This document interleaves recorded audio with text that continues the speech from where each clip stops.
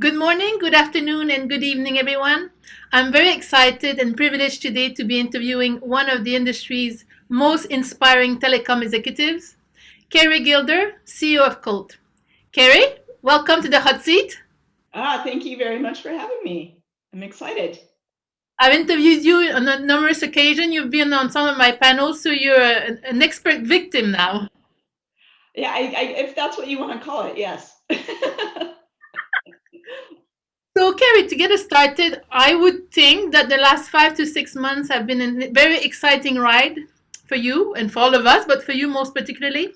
And as a new CEO, you must look at the business with a fresh pair of eyes. So, what is your future vision for Colt?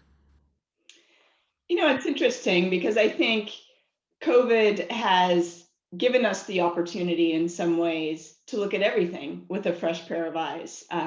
We've been forced into a situation where nothing is the same as it used to be. And so it gives us an open mind to think about things differently. And over the course of the last 5 months, what I was able to do is really listen to my employee base. Because we weren't traveling around, I actually was in contact with over 80 of my top executives and was able to do coffee chats across the entire company in every function.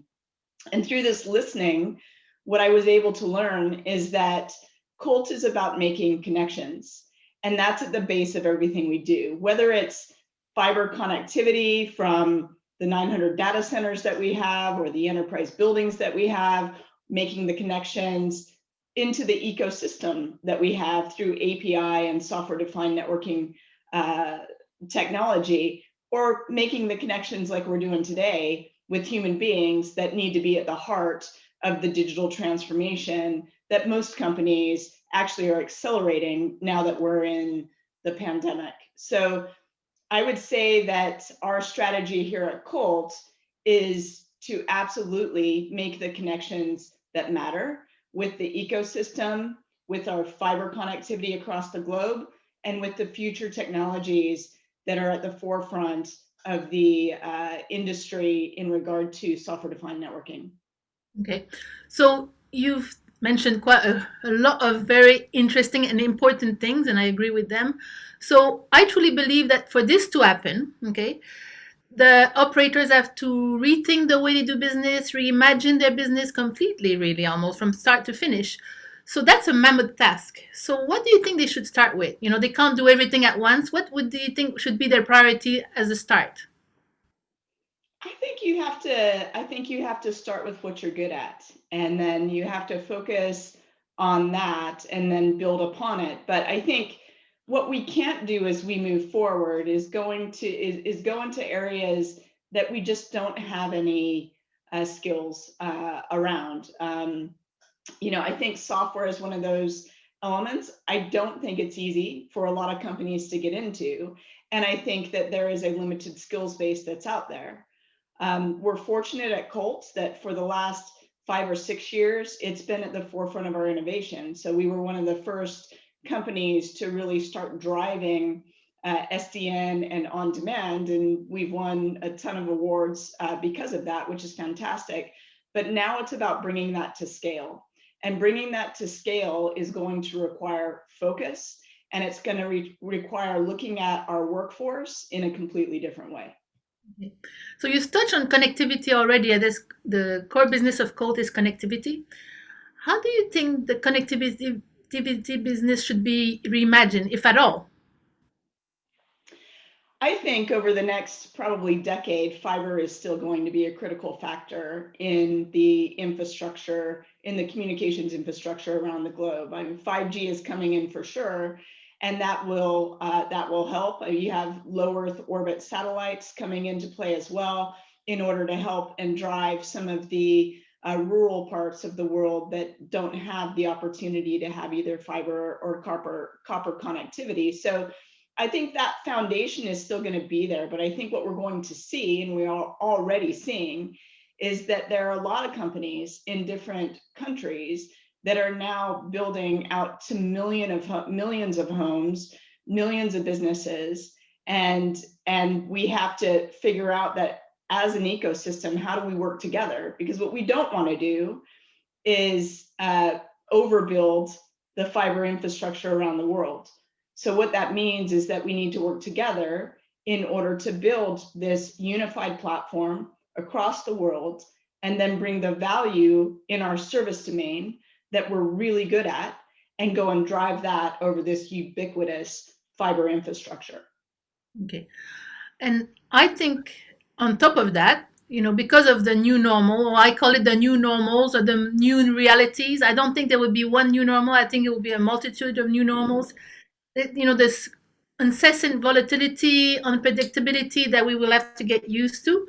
You, as carriers and operators, will have to do the same. You'll have to continually reinvent yourself almost. You will need to become fluid organizations. Do you think that's realistic? And if so, what type of organization can make this happen? I think, again, we have to be honest with ourselves. I think some will be able to make the transition and some will not be able to make the transition. I think that what we've learned over the last 5 months, but really over the last 4 years, as the industry has evolved, and you have different builders of infrastructure. You now have the global content players. We now have significant data center providers. We now have providers that are what we call asset light, that are actually have no infrastructure at all.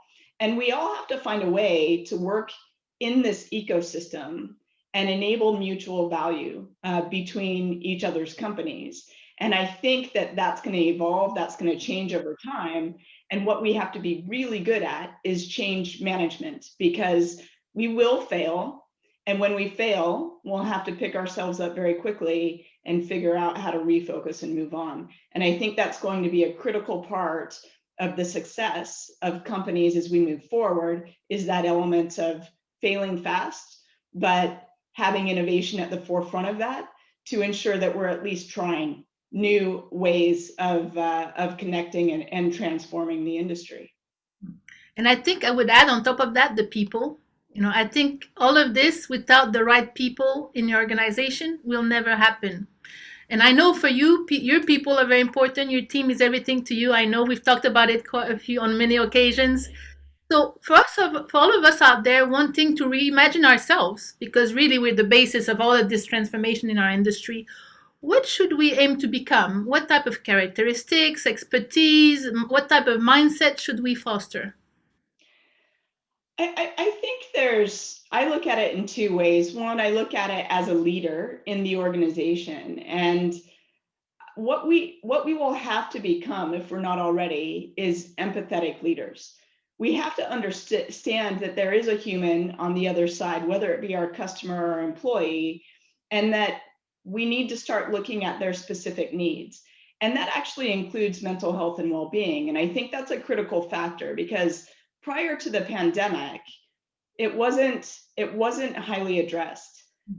We know now that productivity equates to a well-balanced, healthy workforce. If we don't have that, then we are not going to succeed in the future again. So I think going forward, what we really have to focus on is this empathetic leadership, making sure that we're connecting with our individual employees, with our customers, to have the human in mind and ensure that that human is at the center as we start to design and automate systems going forward. Okay. And in that line of thought, you talked about leadership. I'm happy that you mentioned that, because often when I present at conferences or I talk to my customers, I say everything starts with the top. The culture comes from the top. You're the top. Huh? What type of culture, you mentioned a little bit of it already, but what type of culture are you trying to foster within Colt? The culture that I'm trying to foster within Colt is that of innovation. Because I believe that at every single layer of the organization, ideation happens. And so if I drive a culture of innovation, then the ideas are going to come forward and it's going to be an exciting place to work. But let's not be nascent of the fact that you can't have innovation without inclusion, and you can't have inclusion without diversity. So the culture, the overall culture, has the basis of innovation, but that comes with an element of openness, understanding, collaboration, inclusion, and really taking into consideration how diverse our workforce is and ensuring that that thought diversity and that cognitive diversity is there. And you've mentioned one of my favorite words, diversity. I know it's yours because I know that maybe out of all the organizations out there aren't that many that not only talk about diversity, but actually deliver it. And I know that you're an organization that delivers that. You really believe in it and you take actions to try to make it happen. So, how has this transformed your organization for the better, for the worse? Obviously, hopefully for the better. But what have you seen that it has changed your organization?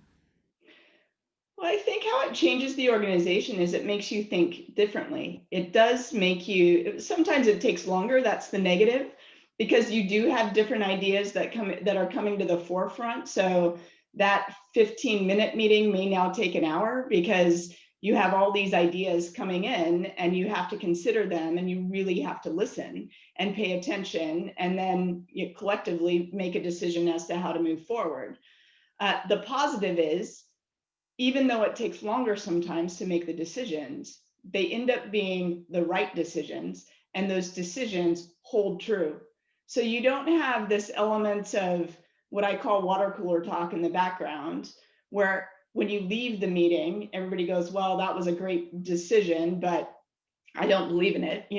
I'm going to go and do my own thing anyway. I don't see that happening. What I see is people having a fight and arguing their position, but really listening and understanding the other point of view. And when that happens, there's power because then we can actually really ramp up the different aspects, see through the different lenses, and make the right decision as we go forward. So it is more complex, but the benefit and the outcomes are tremendous. And you see that in business results. I always try to center it in that. At the end of the day, diversity and inclusion does mean better business. And there's 1,000 statistics out there that show that. So, what we need now is just more leaders like myself around the globe to really hold ourselves accountable for building that diverse and inclusive workforce, not only within our companies, but amongst one another. And what a finish. I mean, I agree with you completely. We need more leaders such as yourself. I'm one of your biggest fan. And another insightful discussion, Keri. You really spoiled me today and the audience. So thank you for taking time out of your busy schedule. I know you're a busy woman. So thank you so much for inspiring us to push the boundaries, not only to reinvent ourselves, to reinvent the telecom industry and society as a whole. Thank Awesome. Thank you so much, Isabel. Appreciate it. And everyone, thank you for watching. And until the next Hot Fireside Chat.